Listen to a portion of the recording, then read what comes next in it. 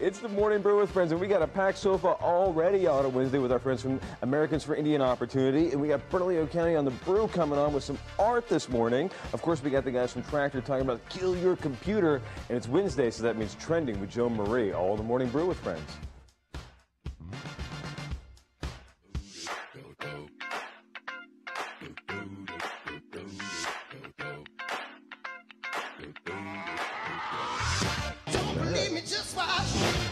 Morning Brew with Friends, and I love starting the mornings with a full couch of guests. This is great. It's my old friend Stephanie posting in. Good to see you again. It's been a minute since I've seen you around town. Absolutely, great to see you. Well, you've been busy doing all this stuff. I love it. It's a great opportunity. I'm really excited about sharing some of the work that I'm doing today, this morning. So you were an ambassador with the program like 18 years ago.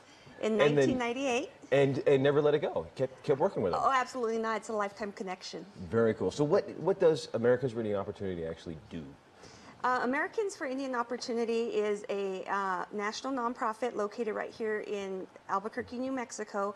And what they do is they network, they engage, and develop community-driven solutions to issues. And one of their signature programs, or one of their highlighted programs, is the Ambassador Program, which I was a part of in 1998. Very cool. And tonight is the big event. Tonight's the big event where we welcome all our brand new ambassadors for 2016. Which are some of these folks here. Absolutely. And this is Gregorio and Sharon. Hi. And Sharon, you've got an accent that I think people are going to start wondering about right away. Yes. You're not a local. No, I'm not a local. Australia. And so how did you end up coming to America? Is it because of this program? Oh, for the program, yeah. I'm a Bard Gidja woman, so from the Kimberley in Western Australia. Okay. And somebody recommended that I apply for the program to explore leadership, other Indigenous leadership programs, to have a look at how I can bring back Indigenous leadership values and different kinds of things back to my work and my leadership role back in my job in Australia. What are you learning? What are you learning here? What are you learning about the differences between leadership here versus Australia? It's not so much the differences; it's the connections and the commonalities that we have between our people. It's day 3. Is it day 3?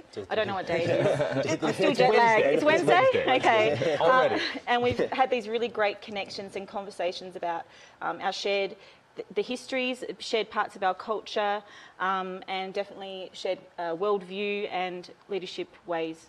Indigenous ways of being and Indigenous ways of doing. We have so many commonalities. Very cool. And Gregorio, you're from Taos, Rochester, Taos. Yes. But now you are studying at the University of Texas. I am. You're a PhD candidate. I am. Very cool. Right. We get to go Dr. G. I sure hope so. Yeah. Soon. Sure hope so. What are you studying in Texas? I'm getting my PhD in anthropology, but I'm going to be focusing in Native American Indigenous Studies and in Mexican American Latino Studies. Cool. So how did you become an ambassador? How did you get involved in the program? I was recommended to apply to the program, and in my community in Ranchos, we have our community has a very interesting relationship and a very interesting history where it's an Indigenous community, but that's not federally recognized. But we're still practicing our songs. We still have our really thriving cultural memory within our community, and so I figured this was a really good way to start a really important dialogue, not only with Native peoples here in the United States, but trying to figure out, like Sharon had alluded to, like how these commonalities continue to go past kind of border spaces, and we can, in a way, we're able to just have a really fascinating and wonderful experience with one another. Very cool. Is Indigenous peoples, just deep intellectual discussions as well as some kind of on the ground stuff? Absolutely. Yeah. Mind blowing. It's fantastic stuff. Very cool. So what are you hoping to take back to Australia? Well, I work at Catholic Ed in Western Australia. I run the Aboriginal education team. So I want to be able to take back some knowledge, bring a project that I'm working on in Australia to my colleagues and the other ambassadors, and see what they do in what you guys do in this space over here, and to see work solutions, work through problems, and bring that knowledge back to improve programs back at home. Very cool. So, Stephanie, how long have the ambassadors been in town, and what are they doing while they're here? So the Ambassador Program started in 1993, and so as a result we have almost 200 alumni of the program, and so it's grown to include other Indigenous communities from throughout the world, not only just here in the United States. So We're really excited, and I can't tell you how life-changing the experience was for me. And I'm so excited to see what it brings to these new ambassadors. It's just so energizing. Very cool. 'Cause you're from Sandia. Correct. And what did you get to take back to Sandia that you learned from the program yourself? I think the biggest part growing up at the Pueblo was just an amazing experience for me.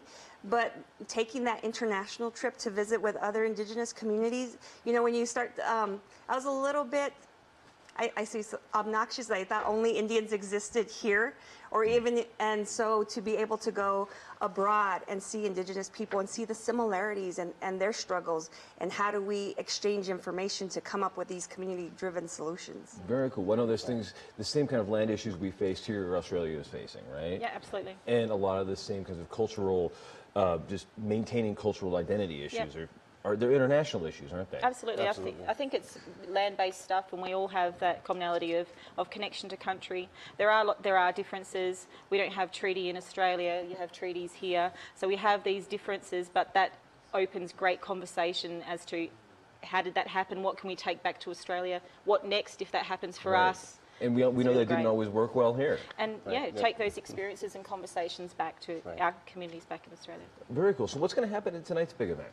So tonight, it's a community reception, and it's happening at the event center at Sandia Golf Club. Beautiful new room. Oh my God, it's an incredible space. And so what we invite everybody is welcome to come out and help welcome these new 2016 Ambassador Cohort, and really get to know them, get to know what their experience has been so far, and a good time to share and interact and exchange information. It's just, I've been to many of these receptions, and it's one like none other. Very cool. Well, tonight the event is at Sandia Casino, and just show up. Where's it? Do people need tickets? There is no tickets. It'd be great if you go online and RSVP, or if you call our office. So the website is AIO.org, and our phone number there is, I think we've got it right here. 505-842-8677. And so there is a small donation at the door if you can, but by all means, if you can't, just come by and say hello. Sounds like a plan. Love to meet all the ambassadors. Great. And we'll be back in just a couple of seconds in the Morning Brew with Friends.